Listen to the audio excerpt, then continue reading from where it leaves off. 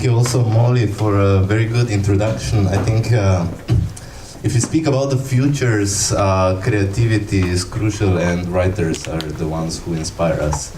Myself, I guess, was quite inspired as a kid watching Star Trek: The Next Generation. Anybody watching it also? So few, okay. It's a good show. Anyway, today I'm going to talk about digital self in a decentralized world. It's actually quite a big topic. We will just fly sort of through it. The alternative title of the talk would be From Data Slavery to Fair Data Society. Does this work?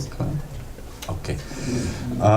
Data Fund project, just quickly, we are developing a protocol that manages personal data, gives protection to the individuals, and it's our vision how a sustainable and fair data society should work.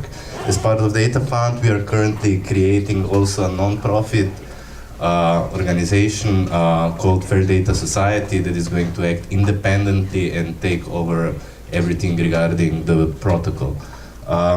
The basic idea is that if we are developing a protocol for personal data, this shouldn't be owned by anyone. It should be people's. So let's just dive in. The thesis is the personal data is actually our digital self. So one thing that I was missing a little bit at this conference and discussing personal data, I don't think I heard a single time the word transhumanism. So it's a little bit, puts maybe things a little bit in a different perspective. And if you look at cognitive science, in cognitive science, the leading paradigm is so-called embodied cognition. Currently, the science is taking the stand that we are not just the brain. But we are also, it's our body and it's our connection to the environment. And as part of this, there's one concept also called the extended mind. And what is extended mind? It's basically in the age of information overload, we are offloading information into the environment. The basic case would be, are we still trying to remember phone numbers? No. Or stuff like that. We used to do that. So it's also the structure of how we organize information internally is changing, and this is changing in a very strong connection with the environment. And just to bring back the transhumanism part, so if we have like brain to computer interfaces, if we are like one with the machine, is that data us or is it not? I would argue it is.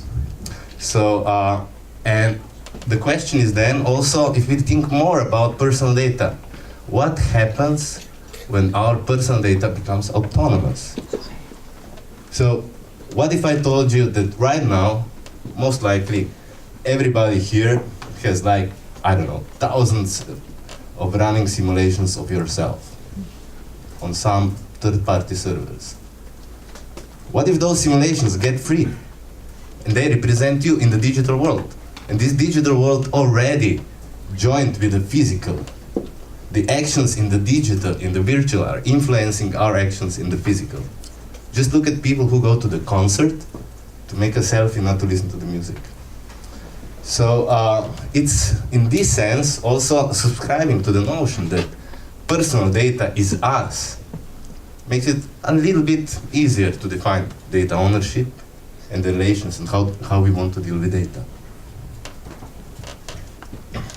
Therefore, also, if we just go to today and consider how much of our personal data is knowingly or unknowingly influencing our daily decisions, we believe that in the digital age, freedom begins with truly owning your personal data.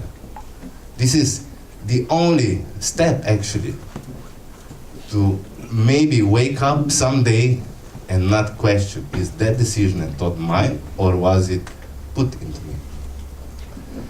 And here, for this reason, we come to a new emerging paradigm. It's called data as labor. And what is mean for with that? Currently, we look at data as capital. So the companies, the more data they have, the more capital they have. Doesn't matter if they know what to do with it. One day it will be useful. You know, but is it really, I mean, if we talk about that our personal data is us, it represents us, should it really then be considered as somebody else's capital? So in this sense, we also come to what I mentioned before, data slavery. What did slavery do? Slavery basically defined that one person can be owner of a different one. It defined that some people can be objects with no rights, with nothing able to own. The slave owner provided shelter and food for the work that was given by the slave. And if you think about it, the way how we use the services, online services today, does Facebook do anything else? It provides us shelter, a little bit of amusement for the work that we do. Do we have any rights? I bet not. So, looking at this, and if we also envision that the world is going to be, in the future, a lot more data-driven, that is going to be run by AIs, who feed on personal data, who feed on us, can we actually talk about anything else than data being considered as labor? Because, in a sense, when slavery was abolished, employment law came into effect. And what employment law did is, it said, I can work for you, but because I work for you, you don't own me. And this we can apply to personal data. Moreover, because of that, privacy matters. Now, if there is going to be time, I'm going to explore more also the data as labor topic. Because we basically, us collecting information, organizing it, transporting it, managing it, all this can be considered as work. And that's why, in my opinion, privacy matters. It protects us. Today, what we do is, we lock the doors of our homes, but we keep our mind wide open. Now, this has been discussed a lot, the conference, and I really liked it. It's basically what we see also in our work is, it's not just about providing technological solutions, it's about making this social change. You know, realizing that we are basically being slaves in the data, in the digital domain. That what we do, we provide work for the others. So once also, I guess, mainstream realizes that through various mechanisms, we will see a big shift. And here also comes ethics. So a lot of times when people ask me where I'm from, I say I'm from blockchain.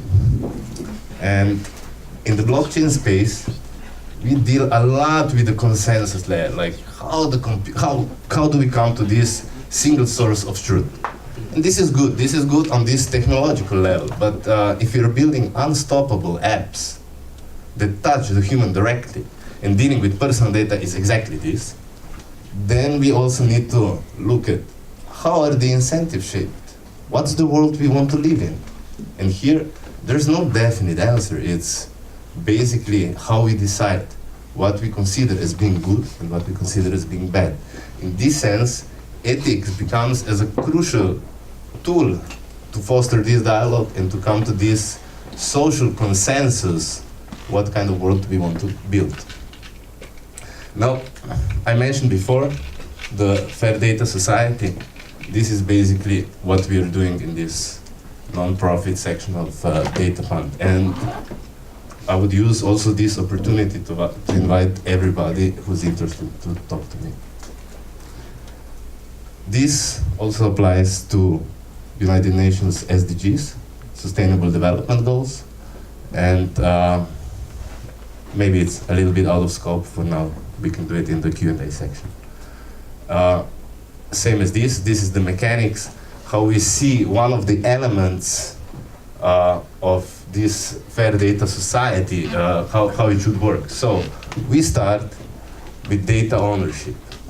But now we also need to recognize Facebook, the big guys, whoever, the data users, they do provide value. They add value to our data.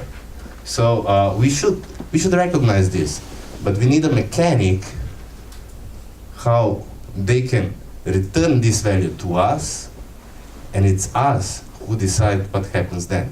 We can decide if we want to monetize, and they can get a share of this, not the vice versa. And with this, I would end my presentation and ask for questions. Thank you.